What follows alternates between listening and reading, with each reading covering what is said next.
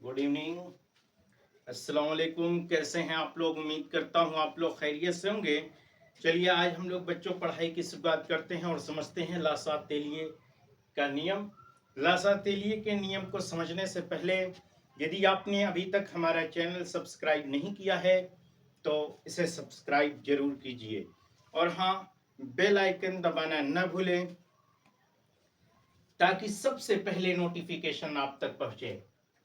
प्यारे बच्चों, आज हम लासा तेलिए के रेफरेंस में, लासा तेलिए नियम के रेफरेंस में बात करेंगे और विधिवत बात करेंगे। इस पर पूरी चर्चा करेंगे हम इसके विषय में कि लासा तेलिए का नियम क्या है।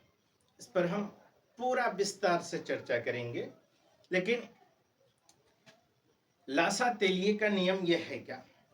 देखो, ये फ्रेंच वैज्ञानिक था लासा तेलिए। ये एक कौन वैज्ञानिक था? फ्रेंच वैज्ञानिक था। और इस फ्रेंच वैज्ञानिक ने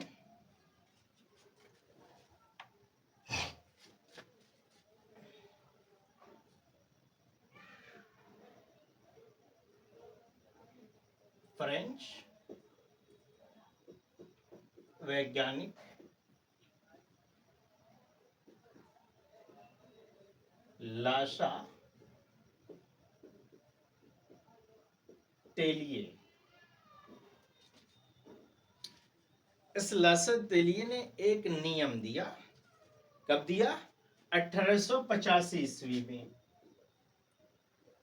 1885 ईस्वी में इन्होंने एक नियम दिया और यह बताया कि साम्य की स्थिति ताप, दाब और सांद्रता परिवर्तनों द्वारा प्रभावित होती है।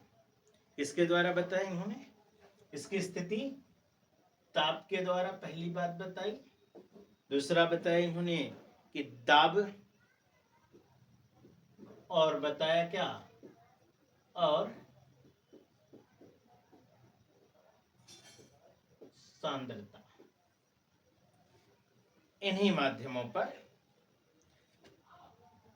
प्रभावित होती है और साम्य के विभिन्न कारक जो होते हैं, इनका प्रभाव का जो गुणात्मक अध्ययन है, इन्हीं के जो गुणात्मक अध्ययन है, इसी का जब हम एनालिसिस करेंगे तो जिसके अंतर्गत हम इनका एनालिसिस करेंगे वह कहलाता है आपका लासा तेलिए नियम। तो फ्रेंच वैज्ञानिक 1885 में फ्रेंच वैज्ञानिक लासा तेलिए ने एक नियम प्रस्तुत किया और उन्होंने बताया कि स्पष्ट बात बताई। उन्होंने कहा कि यदि जो है क्या हो, यदि एक साम्य निकाय के किसी कारक जैसे ताप, दाब, सांद्रण में परिवर्तन किया जाता है तो साम्य उस दिशा में विस्थापित हो जाता है जिधर उस परिवर्तन का प्रभाव क्या होता है? निरस्त होता है। या ये कह लें कि यदि एक साम्य निकाय के किसी कारक जैसे ताप है, दाब है, सांद्रण है में परिवर्तन करा लें हम, तो परिवर्तन किया जाए इन पर, तो निकाय अपने आप इस प्रकार से व्यवस्थित हो जाता है जिससे उस परिवर्तन का प्रभाव निरस्त हो जाए। यही लासा तेलिए के देखो कहने का मतलब था।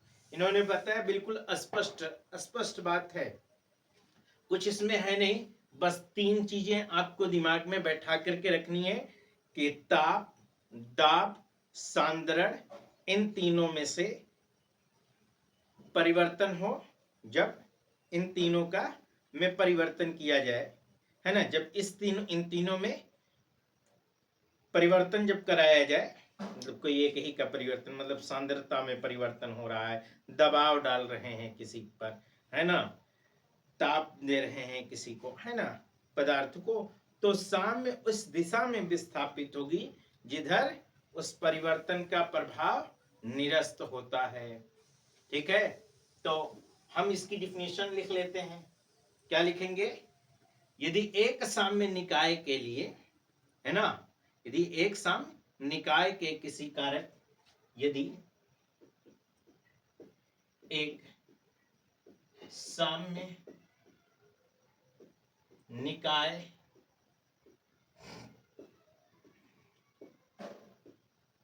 कारक, यदि एक साम्य निकाय के किसी कारक, निकाय के किसी कारक लिख लीजिए, के किसी कारक, जैसे इसके कारक कौन कौन से, जैसे ताप, दाब, सांद्रण, जैसे ताप, दाब और सांद्रण में परिवर्तन कराया जाए,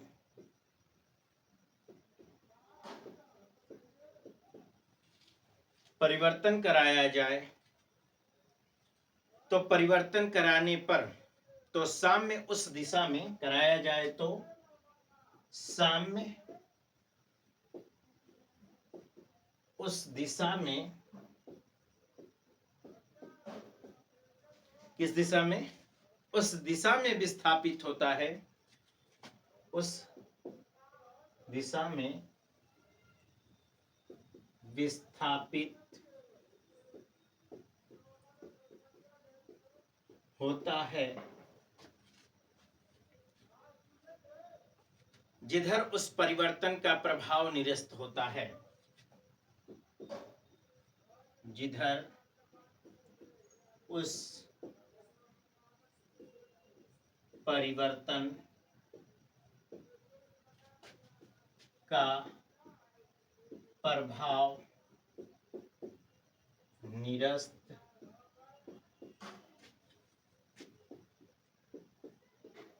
होता है, इधर उस परिवर्तन का प्रभाव निरस्त होता है।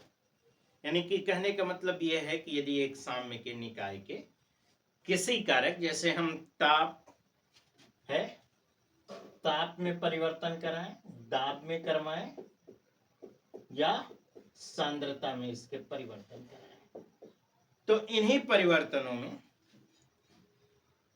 इनका परिवर्तन का अध्ययन ही क्या है, लासा-तेलिए का नियम है। अब लासा-तेलिए के नियम की सहायता से किसी भौतिक या रासायनिक साम्य के निकाय पर ताप, दाब व सांद्रता के परिवर्तनों का हम गुणात्मक प्रभाव का अनुमान सरलता से लगा सकते हैं। देखो, लासा-तेलिए ने जो नियम दिया, उन्होंने नियम ये दिया, उन्होंने बात जो बताई कि साम्य निकाय दाब बढ़ाने पर उस दिशा में विस्थापित होगा जिधर आयतन घटता है। मतलब साम्य का निकाय जो है, जब हम दाब बढ़ाएंगे, प्रेशर देंगे किसी अभिक्रिया पर, है ना, तो जिधर से प्रेशर देंगे, क्या कहा कि उस दिशा में विस्थापित होगा जिधर का आयतन क्या होगा, घटता है। साम्य के निकाय का दाब बढ़ाने पर साम्य उस दिशा में विस्थापित होगा जिधर का आयतन घटता है। मतलब क्या है कि कोई एक साम्य अवस्था में कोई पदार्थ यहां रखा गया है, हमने इसको प्रेशर दिया, तो प्रेशर देने पर क्या हुआ, ये कम हो गया। मान लो यहां था, अब यहां आ गया ये पदार्थ, तो कम होकर के, कम हुआ ना, तो आयतन घट गया इसके, अर्थात जिधर अणुओं की संख्या घटती है, क्योंकि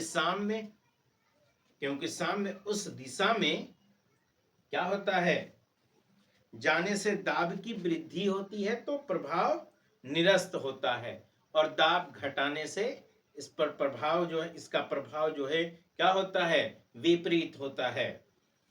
दूसरी बात इन्होंने बताई, दूसरी पॉइंट इनकी ये थी दूसरी बात ये इन्होंने बताई कि साम्य का निकाय का यदि ताप बढ़ाया जाए, क्या बढ़ाया जाए भाई, ताप बढ़ाया जाए, तो ताप बढ़ाने पर साम्य उस दिशा में विस्थापित होगा जिधर उष्मा का अवशोषण होगा। मतलब उष्मा जिसमें एब्जॉर्ब हो रही है, उष्मा जिसमें क्या हो रही है, घुल रही है ना, उष्मा दे रहे हैं हम जिसको, उस तरफ जाएगी, क्योंकि साम्य उस दिशा में जाने से, क्योंकि साम्य के उस दिशा में जाने से ताप ताप वृद्धि का प्रभाव निरस्त हो जाता है और ताप घटने के साथ साथ प्रभाव इसके विपरीत हो जाता है। ठीक है। इन्होंने तीसरी बात बताई सांद्रण के रेफरेंस में। तो सांद्रता के रेफरेंस में इन्होंने बताया कि साम्य निकाय की उपस्थिति में किसी पदार्थ की यदि हम सांद्रता को जब बढ़ाते हैं तो सांद्रता को बढ़ाने पर भी उसी दिशा में विस्थापित होता है जिधर उस पदार्थ की खपत होती है, कंपोजिशन जिधर होता है उधर ही होती है, क्योंकि साम्य के उस दिशा में जाने से सांद्रता के वृद्धि का प्रभाव जो होता है निरस्त हो जाता है। तो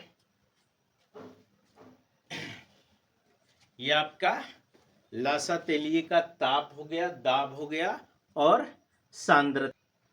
तो इसके हम सांद्रता, ताप, दाब आदि थियोरी पर हमने बात किया, चर्चा की। अब हम लासा तेलिए नियम के अनुप्रयोग के बारे में बात करेंगे। देखिए ये जो है भौतिक स्थिति में भी होता है और रासायनिक स्थिति में भी ये होता है। देखिए भौतिक स्थिति में पहले समझते हैं भौतिक साम्यावस्था के रूप में। पहले इसका अनुप्रयोग हम समझ लेते हैं कि भौतिक साम्यावस्था के रूप में इसका अनुप्रयोग क्या होगा। भौतिक साम्यावस्था, देखिए जब दो विरोधी भौतिक प्रक्रम, मतलब कोई भी प्रक्रम है, एक ए प्रक्रम है एक बी प्रक्रम है और दोनों क्या हैं, एक दूसरे के विरोधी हैं, तो परस्पर साम्य अवस्था में होते हैं, तो उसे हम भौतिक साम्य कहते हैं। साम्य पर अग्र और विपरीत प्रक्रमों का जो वेग होता है, जैसे आगे और पश्च, अग्र और पश्च अभिक्रिया का वेग होता है, वो भौतिक साम्य में क्या होता है, बराबर होता है। तो जैसे कोई ठोस है, कोई ठोस है, इससे कोई द्रव बना है ना, तो यह द्रव है, इससे कोई वाष्प बना का, द्रव से वाष्प है ना, वाष्प बना। कोई अविलीन ठोस है, कोई अविलीन ठोस है, इससे जो है कोई जो है विलयन बना।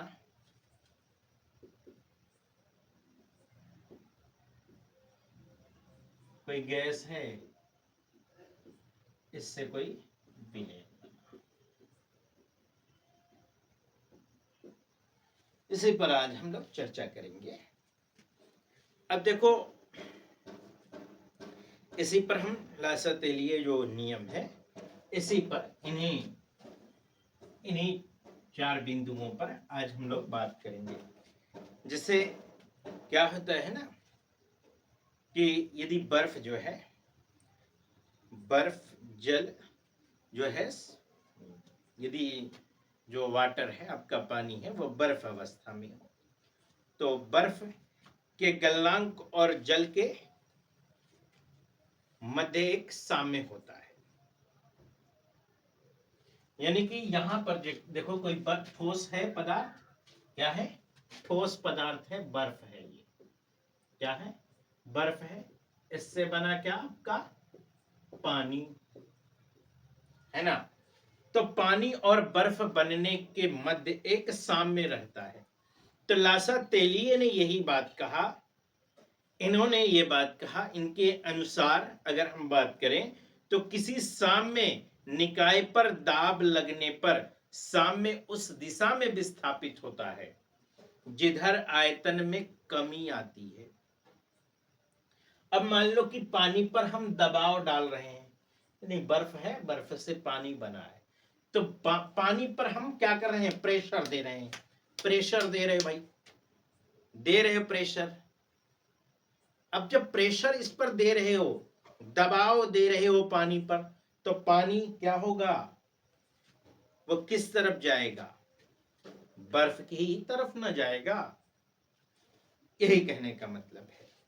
अतः बर्फ और जल जो है इसके साम्य निकाय पर दाब लगने से साम्य अग्र दिशा में विस्थापित होता है, क्योंकि उस दिशा में जाने से दाब के प्रभाव की वृद्धि जो होती है वह निरस्त हो जाती है।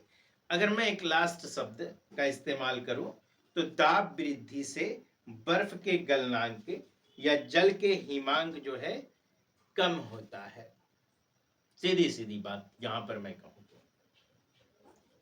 दूसरी बात, हमने मान लो कि कोई एक गैस है जिससे विलयन बन रहा है ना, तो गैस और विलयन, गैस से विलयन बनना, तो गैस है, इसमें कोई सॉल्यूशन बन रहा है, विलयन बन रहा है, तो इसमें क्या है भाई, देखो जब गैस विलयन में घुलती है तो भाई आयतन क्या होता है, घटता है। आप लोगों ने हेनरी का नियम पढ़ा है। हेनरी के अनुसार, हेनरी के नियमानुसार स्थिर ताप पर, जब टेम्परेचर स्थिर हो, किसी गैस की द्रव में विलेयता गैस के आंशिक दाब के समानुपाती होती है। उस गैस की विलेयता जो होती है वह जो है गैस के आंशिक दाब के समानुपाती होती है। यानी कि जैसे मान लो कि कोई गैस है, वो विलयन में घुलती है तो उसका आयतन, गैस का आयतन घटता है। गैस विलयन जो है, विलयन में आने पर एक स्थिति ऐसी बनती है कि दबाव, दाब क्या है उसका, कितना दाब लग रहा है, तो वह अग्र दिशा में कितना विस्थापित हो रही है ना, पश्चिम दिशा में कितना विस्थापित हो रही है। अर्थात जो गैस की विलेयता है वो बढ़ती है, क्योंकि उस दिशा में जाने से दाब का प्रभाव क्या होता है, निरस्त होता है। हेनरी का नियम सिंपल है ना। तो हेनरी का नियम ये कहता है कि S बराबर KHP, है ना, कि अगर सॉल्यूशन है उसका जो क्या है, गैस का वो आंशिक दाब जो है किस पर निर्भर करता है, आपने ये पढ़ा होगा फार्मूला, S बराबर KHP, है ना, जहां S जो है क्या है आपका, S क्या है, गैस की मोलर विलेयता, मोलर प्रति लीटर में, और P गैस का आंशिक दाब है, आंशिक दाब पार्शियल प्रेशर है इसका, और pH जो है हेनरी स्थिरांक है। क्या है ये pH जो है, हेनरी स्थिरांक है। ठीक है,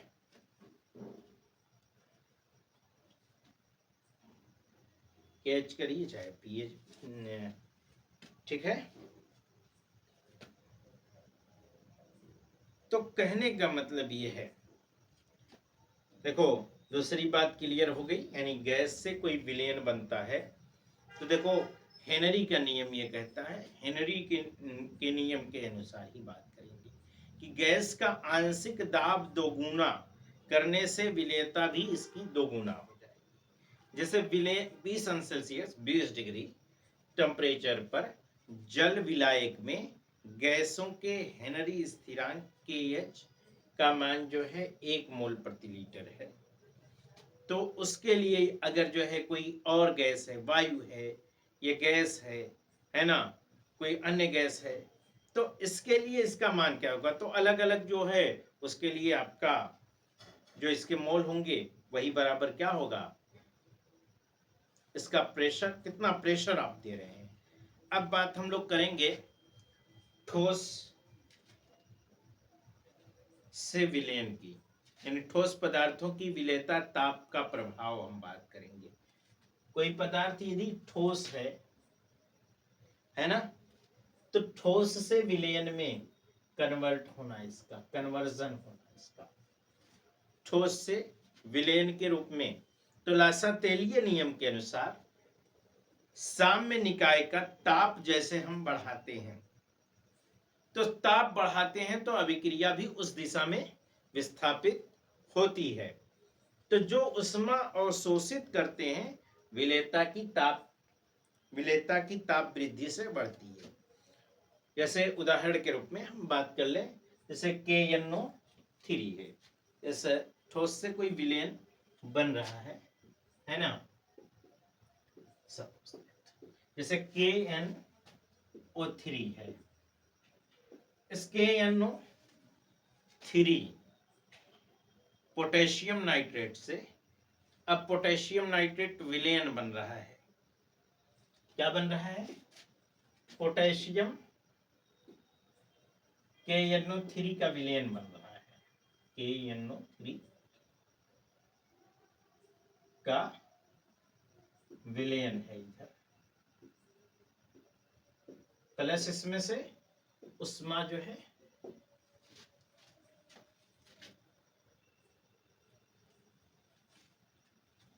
ठीक है, इसमें से प्लस उष्मा।